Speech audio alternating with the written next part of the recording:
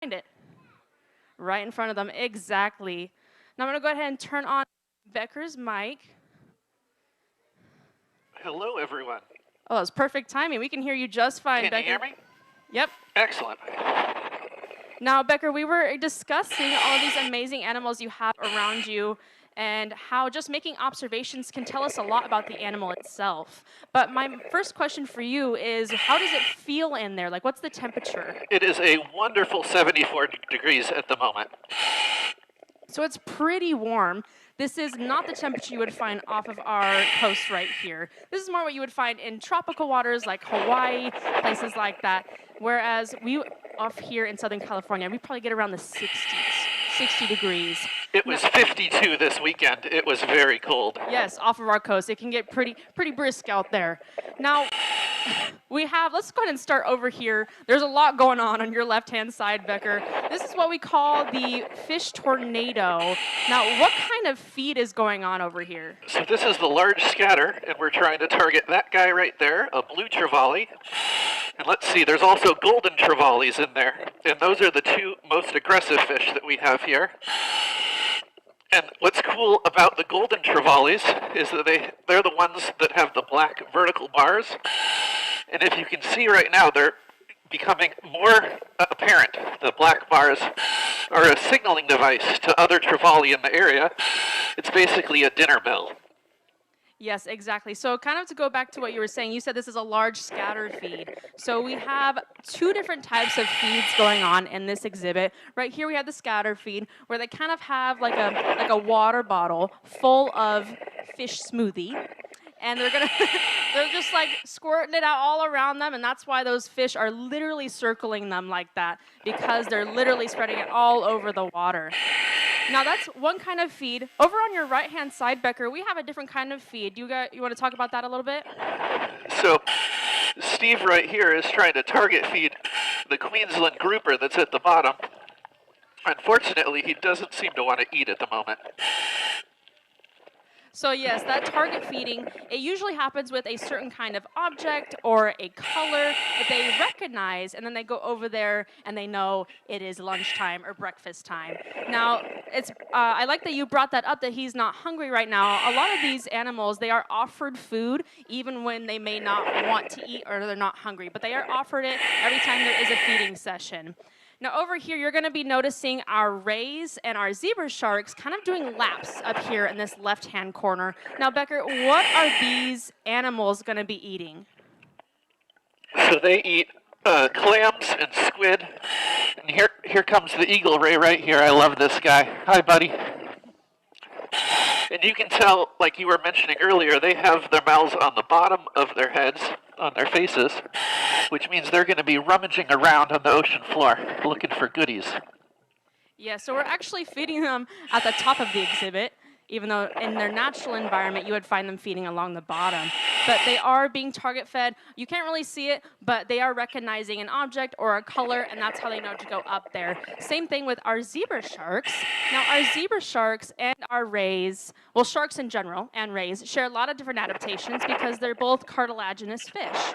And so that means their entire bodies are made of cartilage. So everything that's in your nose, everything that's in your ears, their entire bodies are made of that, which is why they look so graceful and elegant swimming through the water.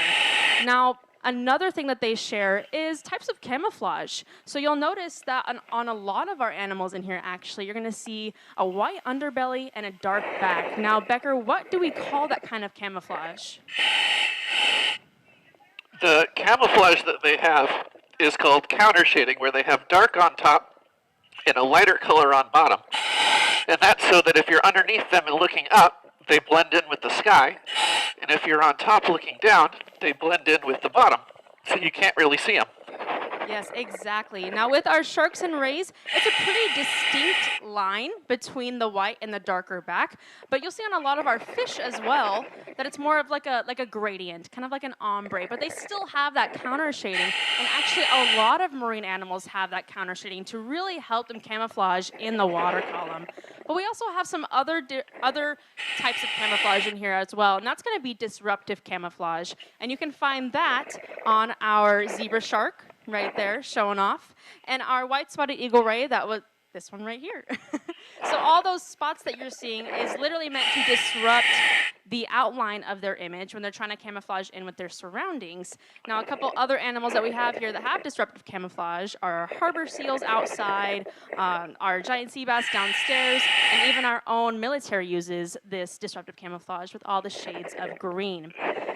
Now, Becker, we were talking about how we're having such a big, diverse group in this coral reef. We're seeing all kinds of things, and some that are really, really recognizable by some of our guests out here. I heard some people earlier saying a particular name from a Pixar movie.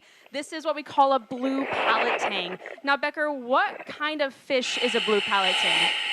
So the blue tang here is a surgeonfish.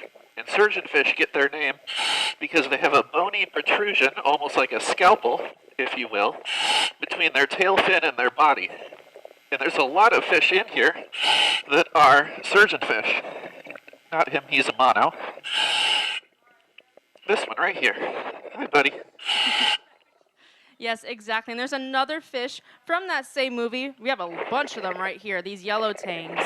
Now, like Becker was saying, we have almost 20 different species of surgeonfish in this exhibit alone. In a coral reef out in the ocean, you can find up to 80 species of surgeonfish. So it's a very large, very diverse group of fish. And like Becker was saying, they do have that form of self-defense with that scale that kind of acts as a scalpel. Now, we have a lot of other fish in here, obviously, and they're going to all be using some kind of defense mechanism to really help them survive and adapt to their changing environment.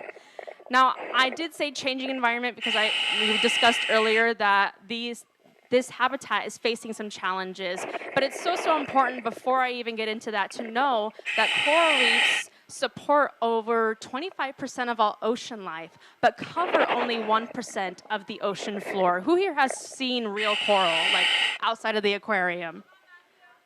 So a few of us, right, in comparison to everyone who's right here. Now, Becker, have you dove at this spot or another coral reef spot?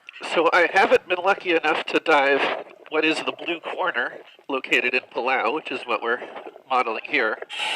But I've dove in other coral environments similar to this, and it is gorgeous. If you haven't yet, I highly recommend it. So like we were saying at the beginning of the presentation, these are great feeding grounds. These are great nurseries. It supports so much ocean life, and that's why it's so important to help preserve this place. But it is being heavily affected by global warming and climate change. And if you are here today, most likely you've heard about those phenomenon, and if you haven't, you're going to hear about it right now. So global warming happens when we emit extra fossil fuels into our atmosphere, and then they get trapped there, creating a heat-trapping blanket, which heats our Earth and therefore our oceans. Now, like all these amazing animals that we've just explored here today, they can swim away and follow that relatively tropical or temperate water. The coral itself is unable to. It cannot move. So therefore, it has to endure these really, really warm temperatures, and it will actually go through this process called coral bleaching. Now, Becker, what exactly is coral bleaching? So like you were saying, the corals are very sensitive to changes in salinity or pH, or in this case, temperature. And the little tiny animals that give coral its color are extremely sensitive, and they'll leave the coral. And like you've maybe seen, the coral bleaches, and if that goes on for too long, the coral will die. Yes, so the algae that we were just discussing earlier that gives the coral its color, that's what Becker is speaking about, that it will literally leave the coral and it will not come back if it's still warm around it. And therefore, this coral will unfortunately die off if it's left without that algae for too long, which is why we see a lot of coral that's like white or off-white tan. That is a consequence of coral bleaching. Now, I know this does sound a little bleak, but Becker and I are here to tell you that there is lots of conservation efforts in the works right now. In fact, we have a partnership with an institution called Seacor, where we are farming, breeding, and raising coral here at the aquarium that will eventually go back out into our oceans to try and regrow these habitats. Now, for those of you who have never seen real coral before, go ahead and take a look to your left. to that cylindrical exhibit right there. Everything in there is real coral and is actually our efforts right now to grow coral, and eventually all that will go back out into our oceans. Now that's a little of what we can do as an institution to help this environment, but Becker, there are a lot of things we can do as individuals to help the coral reef, isn't there? The biggest thing that you can do is vote legislation to create marine protected areas and to convert industries away from burning fossil fuels. In your personal life, you can do things like staying away from single-use plastics, staying away from forever chemicals. You could, if you have the ability, convert your car to electric. Yeah, even if you can't have an electric car or a hybrid car, you can carpool. You can ride your bike. You can walk to work if it's a possibility for you. These are all small changes we can make in our daily life to try and reduce our fossil fuel usage and therefore kind of cool off our Earth a little bit more.